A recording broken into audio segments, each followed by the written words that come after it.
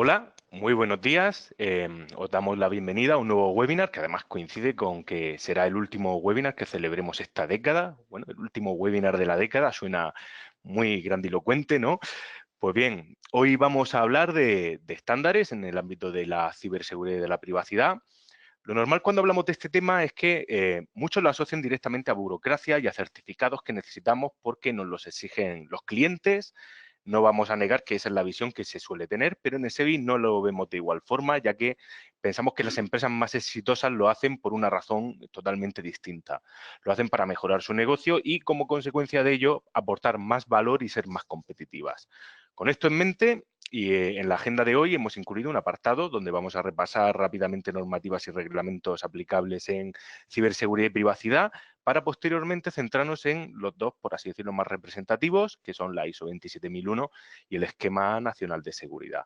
Como último punto, hablaremos también de la ISO 27701, que se trata de una extensión de la norma 27001 y algunos ya lo sabréis que se publicó este verano. Nosotros ya lo presentamos en un seminario de hace unos meses y bueno, para tratar estos temas, hoy contamos con nuestro compañero Rafael García y Jaime Gullón, que son dos compañeros de Exebi, expertos en el ámbito de la seguridad de la información.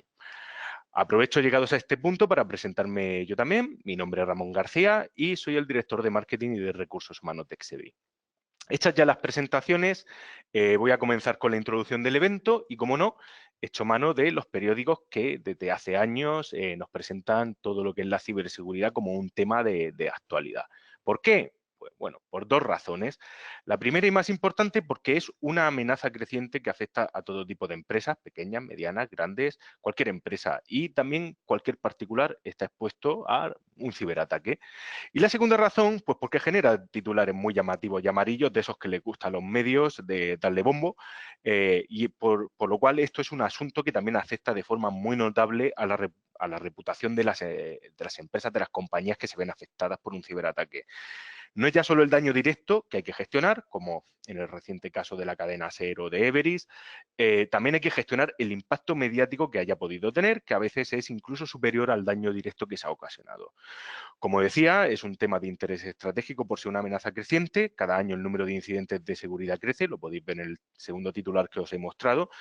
Y también, bueno, ¿cuánto le puede costar a una empresa? Pues depende de dónde mires, te dan distintas cantidades, pero la que más se repite es que en media a una empresa le puede costar un ciberataque 75.000 euros, aunque si nos vamos a otros titulares donde se enfocan en empresas de mayor tamaño, vemos que un ciberataque puede llegar a costar millones de euros a la compañía.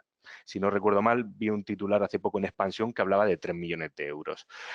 Y bueno, crece también todo esto porque es un negocio que está muy profesionalizado. Los ciberpiratas trabajan en empresas que en muchos casos facturan, tienen su departamento de recursos humanos, de innovación y algunas son buenas, bueno, muy buenas, tanto que nos obligan a esforzarnos al máximo para alcanzar un nivel razonable de seguridad.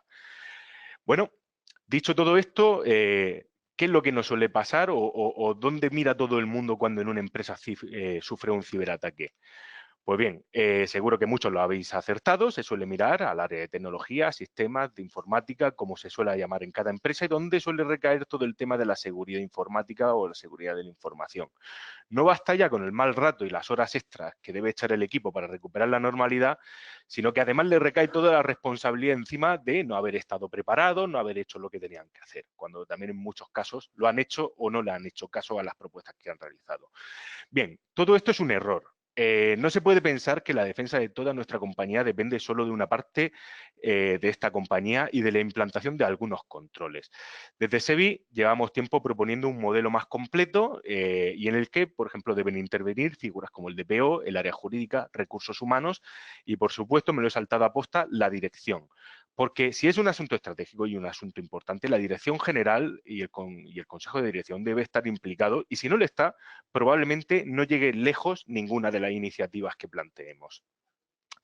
Y bueno, dentro de esa estrategia, nosotros proponemos ir atacando este problema de forma iterativa incremental, porque es muy complejo abordar si partimos de unos niveles bajos de ciberseguridad, alcanzar el nivel que quizás deseemos, no se pueda conseguir de una forma inmediata. Entonces, muchas veces lo que hacemos es repasar estos 6 factores que podemos ir atacando en distintas iteraciones y vamos a repasarlos rápidamente, estos 6 factores que llamamos de la ciberseguridad y la privacidad.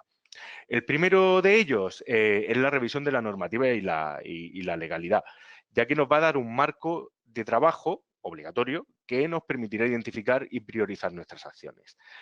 El segundo punto es la identificación de riesgos. Inventariar nuestros activos, su localización y su riesgo nos va a ayudar a dirigir nuestros esfuerzos hacia dónde nos pueden venir los problemas, porque, como decía hace un momento, es muy difícil abordar todos los riesgos. La seguridad al 100%, eso nunca existe. Siempre tenemos que abandonar algunos de estos puntos o dejarlos para posteriores iteraciones. El tercer punto sería la gestión y el buen gobierno, juntos y no separados. Debemos disponer de procesos y sistemas de gestión que integren la seguridad en nuestra estrategia y operaciones de una forma conjunta, no por separado. Así será todo mucho más efectivo y podrán llegar a buen puerto nuestras iniciativas. Y, por supuesto, será más mantenible. También debemos contar por supuesto, con controles para prevenir y detectar amenazas tanto físicas como digitales que pueden afectar a nuestra infraestructura o a la de nuestros proveedores. El tema de los proveedores aquí también es muy importante. Y si todo falla, pues también tenemos que tener previstos los escenarios de desastre y disponer de planes de contingencia para que nuestra empresa pueda recuperar lo antes posible su funcionamiento y también, si fuera el caso, responder ante una posible crisis de reputación. Y por último, la formación y la concienciación a todos los niveles, desde la formación más general a la más especializada, siempre dependiendo de las necesidades y requerimientos de cada uno de los perfiles o los trabajos que vayan a realizar las personas de nuestra compañía. Bien, para cerrar la introducción, quiero compartir con vosotros el resultado de nuestra encuesta de este año. En total hemos encuestado a unas 320 empresas que han asistido a nuestros eventos a lo largo de todo el 2019. Obviamente esta no la podemos considerar una foto real de cómo están las empresas españolas en el ámbito de la ciberseguridad y privacidad, pero sí que pensamos que es una foto de las empresas españolas que tienen interés en mejorar su ciberseguridad. Pues bien, de estas, un 4% indica que no dispone de medidas de ciberseguridad, un 17% que dispone de medidas específicas en algunos departamentos de forma aislada, un 33% dispone de medidas ya coordinadas, un 25% indica que, o nos ha indicado que ha elaborado un plan de ciberseguridad, sea lo que sea para cada una de estas empresas, porque también conforme vamos hablando con unas y otras compañías, cada uno lo ve de una forma. Nosotros ya a lo largo de este año hemos hablado varias veces de qué es lo que entendemos nosotros por un plan de ciberseguridad. Y un 21% nos indican que tiene un SGSI certificado y, bueno, de temas como 27001, Esquema Nacional de Seguridad, que de esto vamos a hablar hoy. Aunque en esta ocasión no os hayamos preguntado a vosotros, seguro que podéis responderos ahora mismo a esta pregunta, a ver en qué punto estáis y así también ver cómo encajáis en esta foto que esperamos que vaya mejorando con el paso del tiempo. Dicho esto, en breve le voy a dar paso a mi compañero Rafael García, no sin antes permitidme un segundo para presentar a Exevi a los que todavía no nos conozcan. Somos una consultora especializada en estrategia y tecnología y nos gusta vernos como el Sherpa digital que acompaña a las empresas a lo largo de este interesante, pero a su vez complejo camino que es la transformación digital de las empresas, ¿no? ¿Por qué contar con Exevi? Pues porque sencillamente nuestros clientes nos ven como ese compañero de viaje ideal, ya que conocemos el camino y los riesgos que conlleva, porque lo hemos recorrido durante muchos años con éxito. Y bueno, realmente el camino lo hemos recorrido acompañando a las personas que componen la empresa, personas como vosotros que tenéis vuestros propios retos y que os ayudamos a alcanzar pues con nuestra implicación, compromiso y siempre buscando vuestra mejor experiencia. Aquí tenéis algunas referencias de entre las más de 300 empresas que desde el año 2008 ya han confiado sus proyectos Exevi. Dicho esto, yo ya concluyo con la presentación y vamos a dar paso a Rafael García, que nos va a hablar del mapa general de las normativas aplicables al ámbito de la ciberseguridad y privacidad. Así que, Rafa, cuando quieras, puedes comenzar. Buenos días. Gracias, Ramón, por la introducción. Bueno, yo os voy a hablar de ese mapa general o echar un vistazo desde un alto nivel a los diferentes reglamentos, normativas, frameworks de buenas prácticas que tenemos en el ámbito de la ciberseguridad y privacidad. Normalmente cuando empezamos a trabajar en este ámbito nos encontramos con algo como esto. Un montón de siglas, de referencias, ISO 27001, NIS, GDPR, Ley de Autonomía del Paciente, ENS, la Ley de Secretos, COVID y Privacy, SOC 2 Type 2, que al final muchas veces no sabemos cómo enfrentarnos a esto. Muchas veces no se diferencia mucho de esto, de una selva impenetrable donde necesitamos armarnos de un buen machete y buenos pertrechos para poder abrirnos paso, entender de qué estamos hablando, cuáles de estas normas o leyes nos aplican, cuáles no, etcétera, ¿vale? Entonces, lo primero que tenemos que saber es que en esta selva impenetrable nos podemos encontrar diferentes tipos de bestias. Y esto es un poco de perogrullo, pero es bastante importante tener en cuenta cuando estamos hablando de leyes, cuando estamos hablando de estándares certificables y cuando estamos hablando de marcos de buenas prácticas. Porque lo que podríamos llamar el nivel de rigurosidad o cómo nos aplica es bastante diferente. Al final, si estamos hablando de un esquema, por poner un ejemplo, un esquema nacional de seguridad o de GDPR y la ley española de la LOPD-GDD, estamos hablando de leyes. Si estamos hablando de la ISO 27001, estamos hablando de un estándar certificable.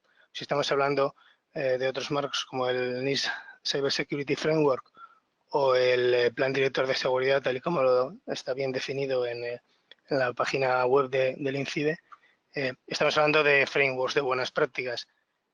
Por lo tanto, el nivel de rigurosidad, por llamarlo de alguna forma, o de enforcement que nos marca cada uno de estas referencias es bastante diferente. Al final, las leyes son de obligado cumplimiento dentro de su ámbito de aplicación. Los frameworks o estándares certificables son de obligado cumplimiento una vez que nos hemos decidido adherir a ellos, pero esa adhesión suele ser voluntaria.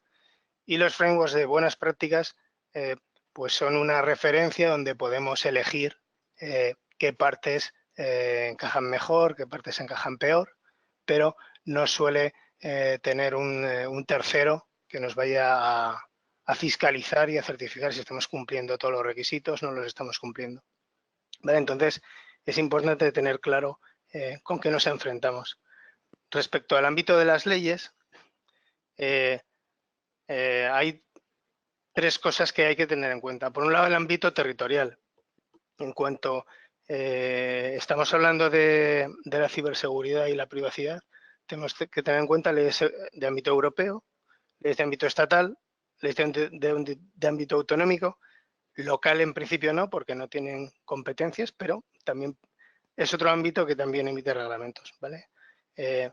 Otro aspecto que hay que tener en cuenta es que contamos con leyes generales como como el GDPR, por ejemplo, o el EOPD, pero también contamos con leyes sectoriales que también hay que tenerlas en cuenta.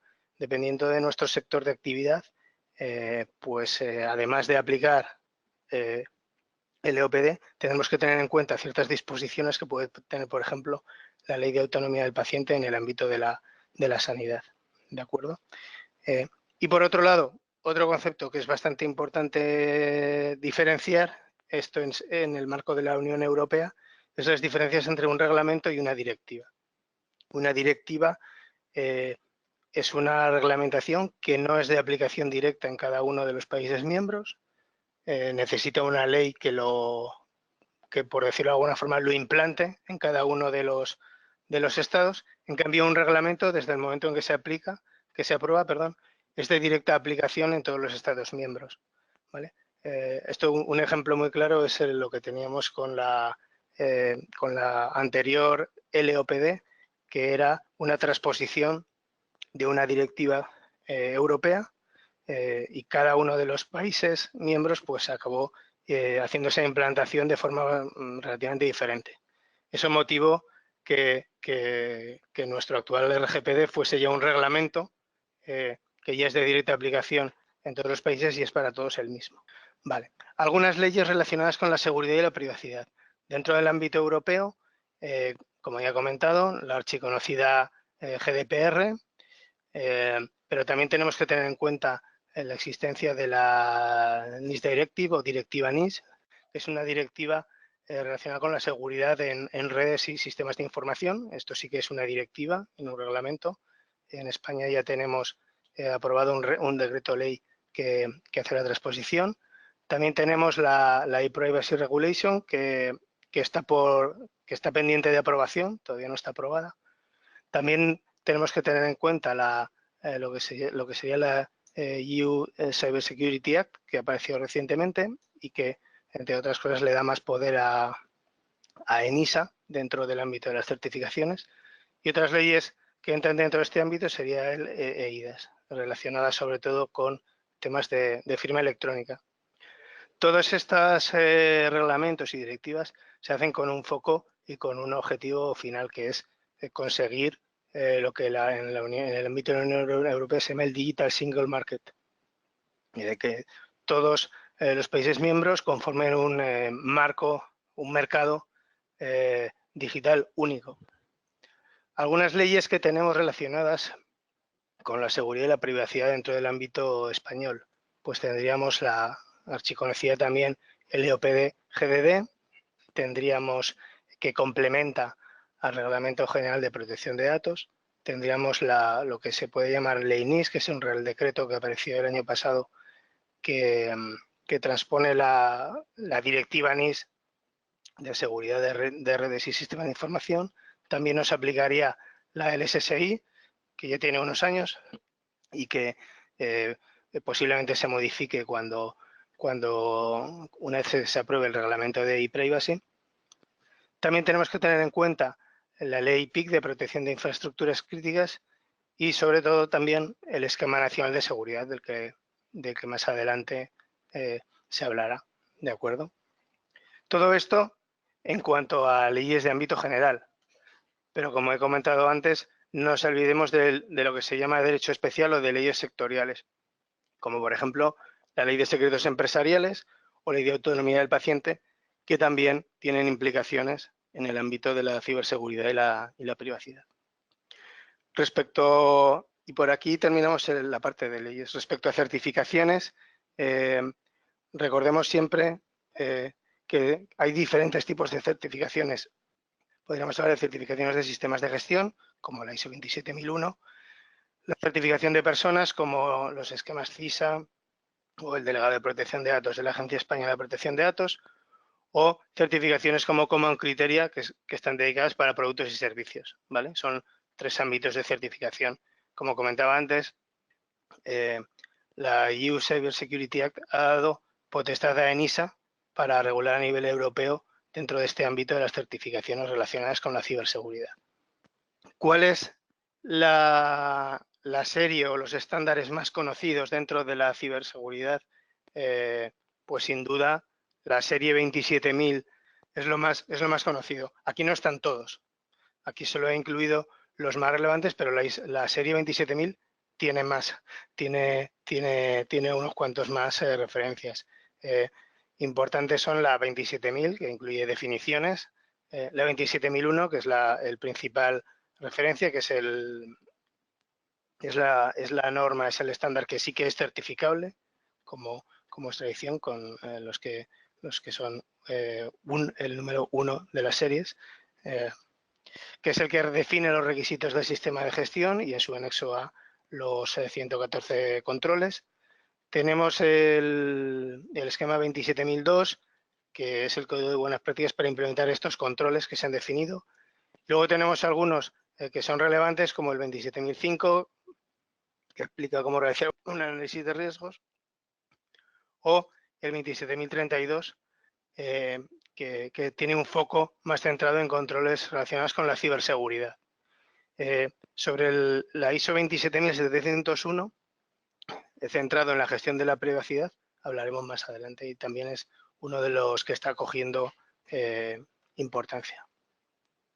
Pero no solo de la ISO 27000 viven los estándares. También tenemos dentro del propio ISO la 38500, que es un estándar para el gobierno corporativo de la TI, lo que se llama la governance. También tenemos el SOC 2 tipo 2, que es un estándar americano, donde se emite un reporte perdón, que muestra el estado de los controles de seguridad de una compañía año a año y que está bastante reconocido en el mercado americano. Y también tenemos en este ámbito el estándar PCI DSS, que está desarrollado por las compañías más importantes de tarjetas de crédito, Visa, Mastercard, etcétera, y que su objetivo era básicamente evitar el fraude y que es obligatorio para poder procesar, guardar o transmitir datos de tarjetas de crédito. Y por último, tendríamos marcos de buenas prácticas. Estos son algunos de los que pueden ser más conocidos. Por ejemplo, COVID, definido por la ISACA, que es un marco de gestión y gobierno de la TI en la empresa. Es un marco basado en 5 principios y bueno, es bastante conocido. Por otro lado tenemos el NIST Cyber Security Framework, que es un marco desarrollado por el US National Institute of Standards and Technology. Su foco inicial fueron las infraestructuras críticas. Es requerido para trabajar con el gobierno americano, pero la verdad es que por su forma de definir está teniendo buena acogida y poco a poco va cogiendo momentum. Tiene 3 componentes principales, un core donde se definen 5 funciones, diferentes tiers para definir modelos de madurez y perfiles que pueden aplicar a la empresa. Y por último, como referencia, tendríamos pues un plan director de seguridad, tal y como lo ha podido definir el INCIBE, que es un modelo basado en 5 fases y con un enfoque basado en la gestión del riesgo, como al final la mayoría de los frameworks y normas y estándares de los que estamos hablando.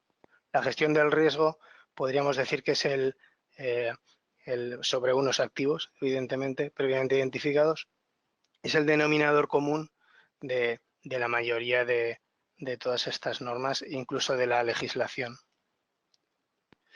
Y para ir terminando, vamos a tratar de trazar una relación entre todos estos elementos. Por un lado, tendríamos que los drivers, lo que nos empuja al cumplimiento de la GDPR, pues es la existencia de la legislación. También tenemos otro driver importante que es el mercado y los requisitos que nos marcan nuestros clientes, y es el público en general, para las compañías del mass market, o si trabajamos en B2B, pues nuestro cliente corporativo, donde en algunas ocasiones nos va a requerir, como ya comentaba Ramón anteriormente, pues una certificación ISO 27001 o contar con un SGSI con cierta madurez. ¿Vale? Estos serían los drivers principales que nos obligan a fijarnos en la seguridad. A partir del GDPR y teniendo en cuenta la responsabilidad proactiva, podemos montar un plan de ciberseguridad basado en algunos de los frameworks de buenas prácticas de los que hemos hablado, y se podría hacer un upgrade a una ISO 27001, ¿vale? Que sería pues pasar a algo ya certificado, verificado y auditado por un tercero. Pero al final, con ambos enfoques, un poco más ligero o un poco más riguroso, vamos a tener que pasar por una implementación a nivel de operaciones de TI que también hay que incluirla dentro del marco. Al final, dentro del marco hay que tener en cuenta la parte legal, la parte de procesos y la parte de tecnología para que la cosa termine funcionando y conseguimos cumplir la legislación y cumplir los requisitos del cliente. Como conclusión, cuanto mayor integración tengamos en cuanto a la compliance, la security governance y la security operations, vamos a tener una mayor efectividad en el cumplimiento legal y la adaptación al mercado. Y a esto nos van a ayudar los estándares y los marcos de buenas prácticas, como por ejemplo los que hemos estado hablando. Y ahora, para terminar, después de este batiburrillo de siglas al que hemos tratado de poner un poquito de orden, al final hay una serie de preguntas que tenemos que hacernos. Las respuestas no son sencillas porque hay bastante donde elegir, pero la primera sería ¿cuál es la legislación que me aplica? Europea, estatal, autonómica, general, específica, porque al final la legislación que es de obligado cumplimiento pues es la que nos va a marcar el primer punto por el que tenemos que tirar. A partir de ahí tenemos que preguntarnos si nuestros clientes nos están requiriendo específicamente alguna certificación, porque eso también es un requisito muy fuerte que vamos a tener que cumplir. A partir de ahí, valorar qué certificaciones puede reconocer un mercado como nuestro mercado como una ventaja competitiva, tener en cuenta si nos orientamos más a un mercado europeo o americano. Tener presente y hacernos la pregunta de si somos una compañía cuya principal actividad es trabajar con información y datos, porque en ese caso, aunque no se cumpla, no tengamos una legislación específica, nuestros clientes no lo estén requiriendo, el mercado no marque claramente una certificación como una ventaja, si somos una compañía cuya principal actividad es trabajar con información y datos, sí que nos va a interesar pues o implantar un estándar de certificación o al menos un framework de buenas prácticas, porque tarde o temprano van a acabar cumpliéndose algunos de los puntos anteriores. También nos tenemos que preguntar si queremos mejorar la gestión de la seguridad de información y, por supuesto, y en esta última la respuesta yo creo que para todo el mundo va a ser que sí, si quiero estar bien preparado ante un ciberataque como los que estamos viendo todos los días, que todos podemos sufrirlos. Pues hasta aquí. Muchas gracias. Lo primero, a ver, darte las gracias por el esfuerzo que ha hecho, porque habréis notado que Rafa tiene un pequeño resfriado hoy, así que bueno, mucho ánimo también luego para la segunda parte y luego también muchas gracias por poner orden en todo este, como decía, batiburrillo de siglas en las que ahora vamos a hacer foco en dos puntos que son los que a día de hoy está demandando más nuestro mercado, el mercado nacional, que son la ISO 27001 y el Esquema Nacional de Seguridad. Y para eso tenemos a nuestro compañero Jaime Gullón, que nos va a hablar del tema. Así que, Jaime, cuando quieras. Hola, buenos días, soy Jaime Gullón. Vamos a hablar un ratito. Ante todo, bueno, gracias por estar ahí. Y vamos a hablar de algo de lo que ha comentado anteriormente Rafa, de la 27000 y el NS. Y vamos a hablar también no solo de eso, sino del concepto que SGSI, que en las encuestas que presentaba anteriormente al principio Ramón, hablaba que un 21% aproximadamente de las empresas que hemos encuestado tenía este sistema ya implantado. ¿Vale? Bien. Comentaba Rafa hace un momento el tema de la información, si las empresas manejan la información, si meterse dentro de algún esquema de seguridad por la información, pero recordar que efectivamente uno de los mayores activos, los sabéis todos en cada una de vuestras empresas, que se manejan es la información. Sin esa información ya no estoy hablando de información estratégica ni estoy hablando de información confidencial, estoy hablando simplemente de información desde el punto de vista de cómo gestionamos la empresa, cómo la información de nuestros clientes, de nuestros proveedores, del mercado. Y este activo, lo que tenemos que hacer desde un principio parece sencillo y simple, es garantizarlo. ¿Vale? La seguridad de la información tiene tres elementos claves, que los vamos a ver un momento y que seguro que os suenan a todos. Simplemente estamos haciendo, entiendo, un pequeño recordatorio. Por una parte hablamos de integridad de la información, que es la exactitud y la completitud de los activos. Por otra parte hablamos de la confidencialidad. Y por otra parte hablamos de la disponibilidad, como cada vez más este factor de disponibilidad es más crítico por la toma de decisiones cada vez más urgentes y la capacidad de tener siempre el último momento, el último estadio de la información disponible. Es verdad que como estamos hablando de la 27 y del Esquema Nacional de Seguridad, estos son los tres aspectos básicos que serían de la 27 y el Esquema Nacional de Seguridad incorporaría otros dos factores que serían autenticidad y trazabilidad. con lo cual tendríamos ya 5 criterios fundamentales para asegurar la seguridad para tener la seguridad de la información. ¿Cómo se ven afectados? Por diferentes maneras. Es cierto que la mayor parte de estas amenazas son informáticas, pero no siempre son únicamente de forma electrónica o de forma informática. Hay otros canales en los cuales podemos perder o tener vulnerabilidades con respecto a la seguridad de la información. ¿Cómo todo lo que comentaba antes Rafa, todo lo que comentaba antes Ramón, y estamos hablando, cómo orquestamos todo eso? Deberíamos plantearnos, desde un punto de vista de empresa, estas amenazas, las vulnerabilidades. Ramón nos sacaba al principio ataques que se han sufrido, ciberseguridad. Cada vez es más complejo y cada vez son más numerosos, ¿no?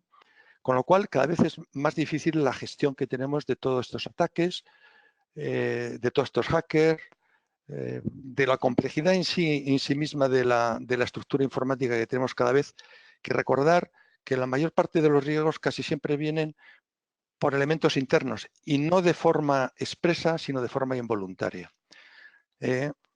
Con lo cual, todo esto, una empresa, es difícil imaginar que una dirección diga, bueno, ¿y qué hago con todo esto? Tenemos CIOs, tenemos CISOs, ¿cómo lo podemos atacar? Aquí, desde el punto de vista de gestión y de organizarnos, parece que tiene sentido el que nos organicemos a través de un sistema que se llama Sistema de Gestión de Seguridad de la Información.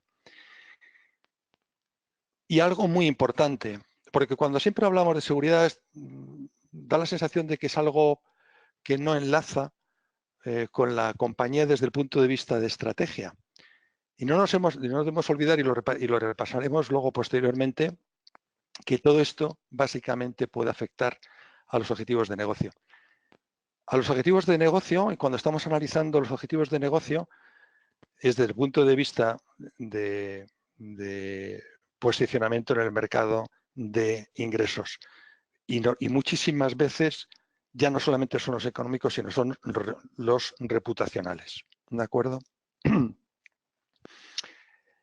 Para el SGSI, para montar un SGSI, lo primero que se nos ocurriría y que nosotros recomendaríamos es pues, seguir las pautas, seguir los esquemas de la 27001, que es la que comentaba antes Rafa, es la certificable. Nosotros en Exevi tenemos un criterio que es: haz bien las cosas, ten un buen sistema de gestión de seguridad de la información y además, si puedes, te certificas por diferentes valores que te da la certificación desde el punto de vista de transparencia, de fiabilidad, de confiabilidad con el mercado, y no solamente por eso, sino también porque te obliga, digamos, a tener un espíritu de revisión permanente esta certificación, ¿vale? Pero la norma 27.000, sin entrar en detalles porque sería muy amplio y no tenemos el espacio, realmente está preparada para proporcionar estos requisitos, para establecer, implementar y mejorar de forma continua el SGSI. El SGSI, lo comentábamos anteriormente, y iremos enlazando de vez en cuando estos puntos, tiene que ser una decisión estratégica de la organización. Es curioso, quizá no lo sé, en España siempre hacemos las cosas o hacemos muchas veces las cosas porque hay una ley o porque nos van a penalizar. Nosotros siempre, a mí me gusta hacer la comparativa de que cuando estamos hablando de una empresa de prevención de riesgos laborales, pues todo el mundo más o menos lo conoce, se definen los puestos porque en el fondo cada uno lo que no quiere tener es un accidente en el puesto de trabajo y así se organiza. Desde el punto de vista de información eso no ocurre y es la dirección que tiene que tirar del carro en este sentido y definirlo como realmente algo estratégico, ¿vale? ¿A quién aplica? A cualquier tipo de organización. Antes, Rafa, pues si me aplica si soy sanitario, si me aplica si soy telco, si me aplica si tengo relación con la administración. ¿A quién aplicaría la 27? Pues a todo tipo de organización. Y si veis que tiene sentido el primer punto y el tercero, me dice, hombre, si usted va a montar un SGSI, que se lo recomendamos, pues ahí tiene un marco estupendo que es la 27001. ¿De a quién aplica? Pues lógicamente a todos. No, el SGSI no es discriminatorio, tiene que ser para todos. Con el NS, ahí empiezais a ver ya leyes, decretos, barras 3.2010, 8 de enero.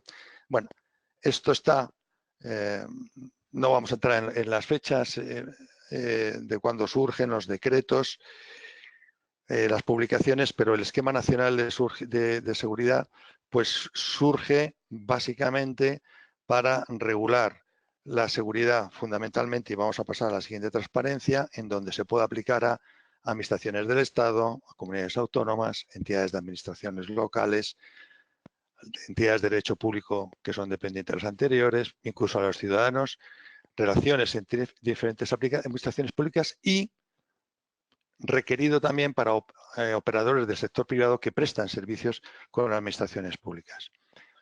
Surge así y entonces estaría más cerca de los reglamentos, ¿vale?, que de las certificaciones. Por supuesto, si yo tengo un sistema de gestión de seguridad de la información, un SGSI, pues lo recomendable es que incorporemos a este sistema el NS. Cuando vayamos a implantar un SGSI, independientemente de lo que incorporemos en él, es importante que esté integrado con los procesos de la organización y la estructura de gestión global de la empresa. Solo como recordatorio, cuando nosotros hablamos de procesos, es un conjunto de actividades relacionadas entre sí y muy importante que aportan valor en su ejecución. El enfoque por proceso sería la aplicación de un conjunto de procesos que se relacionan entre ellos en una organización, identificación e interacción con ellos. Nuestra aproximación es que cuando pensemos una implantación de un SGSI y los propios estándares te dicen que los ajustes a los procesos, es que no nos despistemos generando procesos específicos de un SGSI, específicos de un ENS, para un PCI, para una 20.000, para lo que sea. La organización tiene que pensar primero en cómo tiene que funcionar para dar valor añadido a sus clientes. Uno de esos valores añadidos que tiene que dar, y desde el punto de vista operativo, es la seguridad de la información, la que presta a sus clientes y la interna. Y por consiguiente, lo recomendable y lo que recomendamos desde Exevi es integra, añade a tu esquema de funcionamiento dentro de tu organización aquellos referentes y aquellas especificaciones o normativas para posteriormente integrarlo dentro de tu SGSI y certificarte en el caso de que lo consideres necesario o que sea obligatorio, como es el NS o un PCI. ¿De acuerdo? O sea, no hagamos por cada una de las cosas que queramos implementar un diseño o procesos diferentes. Pensemos siempre qué es lo mejor para la empresa, y la empresa es tener su esquema de funcionamiento y a partir de ahí ir incorporando todo aquello que sea necesario para conseguir los objetivos, entre ellos los de seguridad de la empresa. Vamos a centrarnos ahora en 27001 y INS porque teníamos que ver qué aspectos tienen, cómo se pueden complementar y sobre todo, oye, me cuesta mucho implantarlos, tengo que hacer dos implantaciones, si implanto una luego tengo que implantar la otra, ¿qué sinergias tienen? Bueno, lo primero que tenemos que destacar es que 27001 es certificable y es voluntario, ¿vale? Lo segundo, por supuesto, el NS, en el caso de que cumplamos alguno de los 5 puntos que veíamos anteriormente, pues es obligatorio y por consiguiente es de obligado cumplimiento, ¿de acuerdo? Hay una diferencia también importante entre la 27 y la ENS, es que la ENS en función, la ENS tiene 3 niveles digamos, de escenarios, que uno sería el básico, el más bajo, el medio o el alto. Independientemente de en cuál te encuentres, lo que sí que tienes que hacer es cumplirlo todo. Si son 75 controles y si es el alto, que son los 75, hay que cumplirlo todo. Aquí no hay rebajas. Sin embargo, la 27001 no es así. La 27001 tiene aspectos que a lo mejor afectan a una organización y a otra organización no los afecta. ¿De acuerdo? E insistimos que uno es voluntario. Lo que sí es cierto es que estamos hablando de seguridad, de la información, estamos diciendo que se deberían incorporar a mi sistema a SGSI, luego por consiguiente se pueden desarrollar de forma conjunta. En un cuadro comparativo, Y esto es un cuadro comparativo que podéis encontrar en una guía del Centro Criptológico Nacional, que luego veremos, es la STIC 825, pero que luego aparece en la siguiente transparencia. Vemos las pequeñas diferencias que pueden existir entre ambas dos. En un sitio es no tengo rango legal, NS sí tiene rango, es estatal y tiene rango legal. En uno es voluntario, en el otro, si me toca, es obligatorio. Ámbito de aplicación. Aquí sí que tengo cierta diferencia porque yo la 27.000 puedo definir, cada empresa puede optar por decir qué ámbito voy a certificar, mientras que el esquema nacional te dice para los sistemas de información de las administraciones públicas que están comprendidos en un ámbito de aplicación que se publicó en la ley de 2015. ¿De acuerdo? Modulación. Es verdad que la 27 y los que habéis tenido certificaciones, no solo en la 27, sino en cualquier CORA, en cualquier otra certificación, pues siempre existe el criterio del auditor. ¿Vale? Nosotros nos enfrentamos a veces que ante los mismos desarrollos en diferentes clientes, un auditor tiene un criterio y otro tiene otro criterio. ¿Vale? Sin embargo, aquí digamos que está bastante más regulado e incluso en algunos momentos para determinados controles o riesgos te especifica claramente cosas que tienes que hacer. Y evidencia de cumplimiento o conformidad, básicamente ambas son iguales. Son mediante certificación expedida por un auditor autorizado y en el NS mediante declaración de conformidad legal, previa auditoría con resultado. Vemos un pequeño las posibles diferencias que hay entre el esquema y ISO 27. El primer requisito para que una certificación 27, digamos, lo podamos utilizar como soporte, parece obvio, es que alcance la certificación. Es decir, que el ámbito del cual yo estoy certificado en 27, pues lógicamente, decir de otra forma, sea compatible y esté incorporado a lo que el NS me está especificando. ¿De acuerdo? Lógicamente, si yo tengo una empresa que me afecta al NS, pues si implanto una 27, el ámbito, lógicamente, tendría que ser el que me especifica el Esquema Nacional de Seguridad. Aquí aparece la guía, que para alguien, aquí hemos sacado algunos extractos de esta guía, en el que realmente lo mira la compatibilidad y la forma de integrar la 27 con el NS. Lo tenéis ahí, es de acceso gratuito y público. Y entonces aquí en esta guía se establecen los criterios de revisión de cada uno de los controles. La 27.002, que antes salía en el panel que sacó Rafa, pues es donde figuran los 114 controles que la 27.001 aplica, ¿vale? ¿De acuerdo? En la tabla que vamos a ver a continuación, lo que vamos a ver, y esta propio te dice que basándome yéndome al máximo de los 75 controles del NS, ¿qué es lo que tendría que hacer desde el punto de vista de la 27.000 para no hacer nada, hacer algo o hacerlo todo? ¿Vale?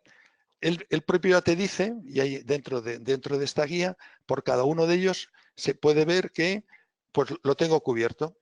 Si tengo la 27 lo tengo cubierto, el 1 te dice lo tendrás probablemente cubierto, el 2 lo tienes que completar y el 3 es no cubierto. Os hemos hecho un resumen aquí para que veáis lo cerca que están ambas, ¿vale? Esos tres marcos de referencia son los que utiliza el NS. ¿Veis? Por el marco organizativo, el marco operacional y medidas de protección. Son, digamos, como tres grandes áreas de agrupación donde tenemos que analizar los riesgos y los controles que hay que poner. Pues veis que básicamente nivel 0, es decir, no hay que hacer nada, estamos en 33. Prácticamente la mitad de los 75, prácticamente la mitad, nos está diciendo no tienes que hacer nada si tengo implantado una 27. Lo que me está diciendo es del nivel 1, que es míralo, échale un vistazo para estar seguro, que aquí que tenemos 18, 9, 27, que prácticamente estamos ya en 50, prácticamente tenemos las 2/3, es lo tengo incluido o échale un vistazo. Y menos el 2, que es conviene mirarlo, y el otro no está incluido, que sería en este caso el 3, que son 9. ¿De acuerdo? Es decir, que sí es verdad que si yo estoy en un SGSI, implanto la 27 como referencia, como marco, el implantar el NS me va a ser muchísimo más sencillo y muchísimo más rápido, aprovechando las sinergias. Y ya para terminar, insistir que la 27 y el NS forman parte de un SGSI, como podía formar parte de un PCI, un compliance, lo que determináramos como un BCP. Nuestra recomendación, definir el SGSI siguiendo el enfoque por procesos. Desde nuestro punto de vista, la implantación de ambas se complementa y además se generan sinergias. Y nuestra recomendación es: ve primero la 27001, que te da todo el marco de referencia más amplio, no solo de relación con las administraciones públicas, y posteriormente implanta el NS. Y para finalizar, dos recomendaciones. En una implantación de un SGSI, ya lo comentaba Ramón al principio, el motor, no solo el motor, sino el trigger, el disparador, el que realmente empieza con las definiciones, tiene que ser dirección y negocio, y generar una cultura en la empresa de seguridad de la información. Y esto es importante porque desde nuestro punto de vista, desde nuestra experiencia, las empresas en España no llegamos a tener una cultura de seguridad de la información en que cada uno de los empleados, cada uno de los que trabajan en una empresa, realmente se sienta responsable. Ante la pregunta de quién es el responsable de seguridad en una empresa, siempre decimos, pues el responsable de seguridad. Y nuestra respuesta siempre es todos los empleados. Muchas gracias. Muchísimas gracias, Jaime. Ya hemos repasado el segundo bloque de nuestra presentación de hoy.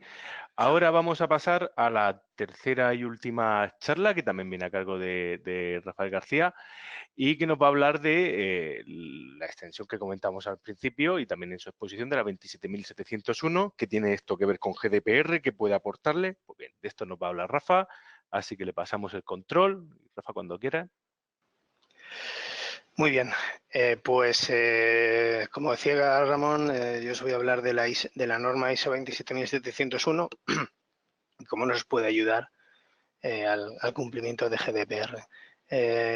La realidad es que GDPR nos ha traído una serie de cosas buenas, pero también, como todo, nos ha dejado algunas incertidumbres encima de la mesa.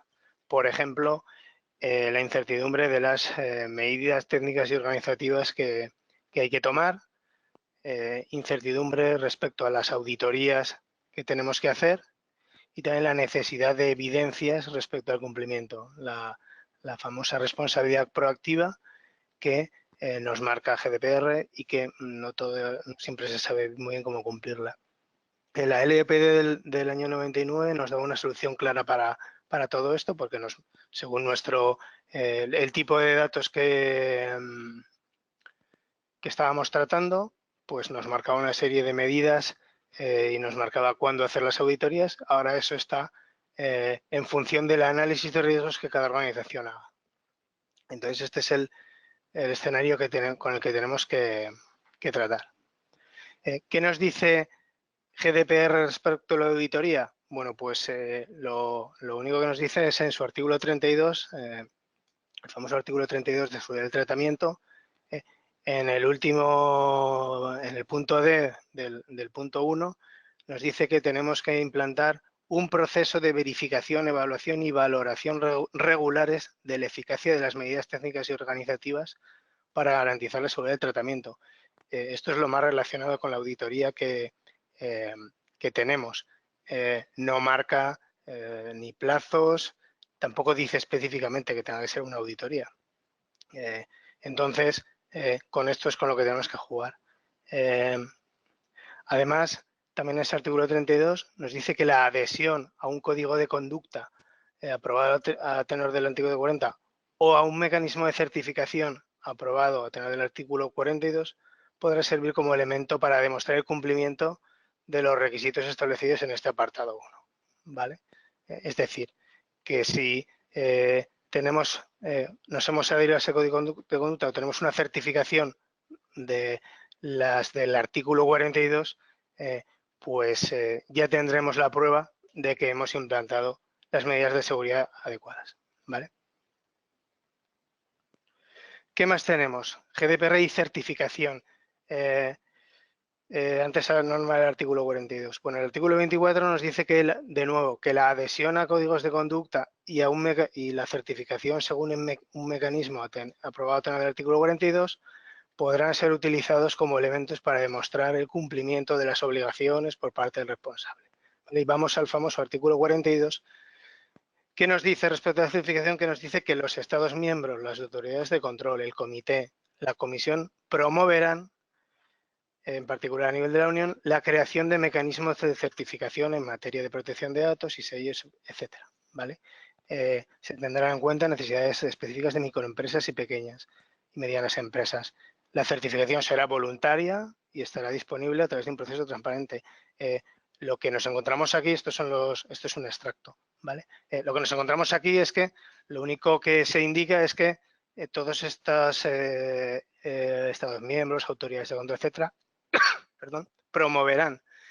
Pero la realidad es que a fecha de hoy no hay ningún esquema de certificación aprobado a tenor del artículo 42, ¿vale? No lo hay. En principio se está trabajando en ello, pero a fecha de hoy no hay ninguno. Lo más parecido que tenemos es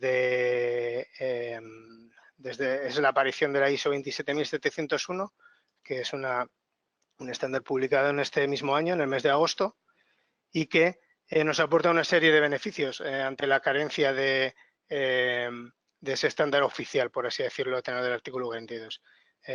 La dupla entre ISO 27001 y la ISO 27701 nos va a ayudar a acreditar el cumplimiento. Además, nos va a establecer un mecanismo de auditorías claro y reconocido, que es el mecanismo de auditorías que nos marca la norma ISO, la 27001. Y además nos va a ayudar a cumplir varias regulaciones de datos al mismo tiempo, dado que esta norma ISO no se ha hecho en mente solo teniendo en cuenta GDPR, sino que tiene en cuenta hasta 9 leyes nacionales, como la de California o Brasil, para alinear ese cumplimiento, lo cual puede ser beneficioso pues, para empresas multinacionales que tienen que lidiar con diferentes regulaciones en diferentes puntos del mundo y de esta manera tienen un mínimo común denominador que les puede echar una mano, ¿vale? ¿En qué consiste esta norma ISO? Pues es una extensión de los estándares 27001 y 27002. Esto lo que quiere decir es que se complementan los requisitos de ISO 27001 y además se añaden controles a la ISO 27002, ¿vale? Específicamente incorporan nuevos controles para los responsables y para los encargados de tratamiento. Luego lo vamos a ver, ¿vale? Y un punto muy importante es que no es una norma directamente implantable ni certificable. Tiene que ir siempre de la mano de la ISO 27001, que es la norma certificable dentro de la serie 27000. Por lo tanto, siempre tiene que ser un complemento, ¿vale? Vamos a ver un poco esquemáticamente qué relaciones hay entre estas normas. Como sabemos, la ISO 27001 tiene 10 apartados y un anexo que define los 114 controles. La ISO 27002 es una guía de implementación de los 114 controles organizados en 14 dominios y 35 objetivos de control.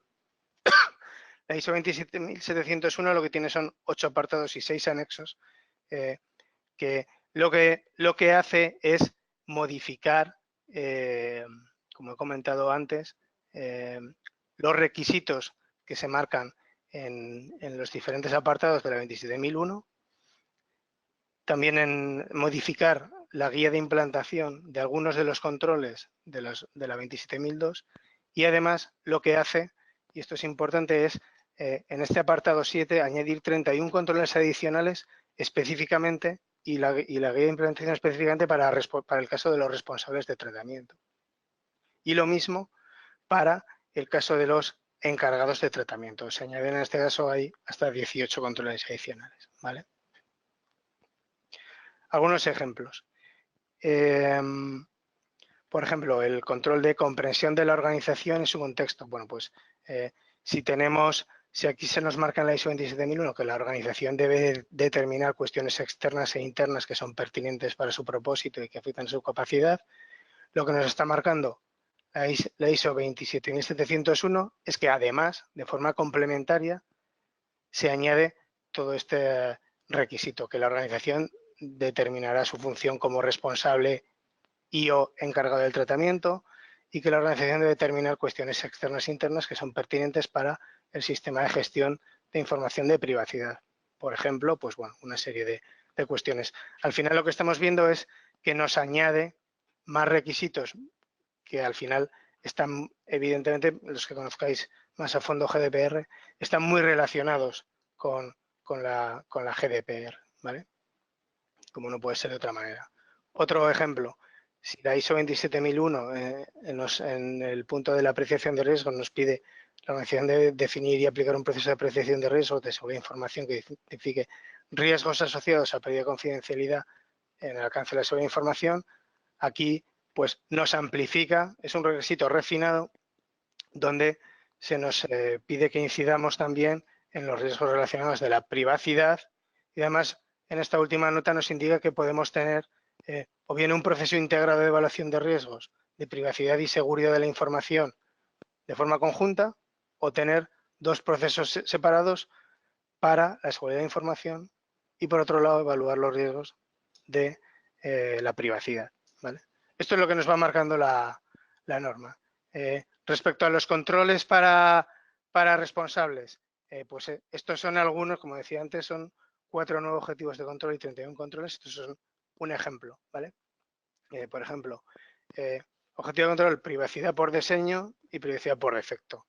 Controles, pues aquí podemos ver limitar el procesamiento, la precisión y la calidad, tener en cuenta los ficheros temporales. Al final son una serie de controles muy relacionados con GDPR, perdón, y que en este punto nos sirven para poner orden y que no se nos olvide nada. Al final, quien tiene implantado un sistema de GDPR no está muy lejos de cumplir la ISO 27701.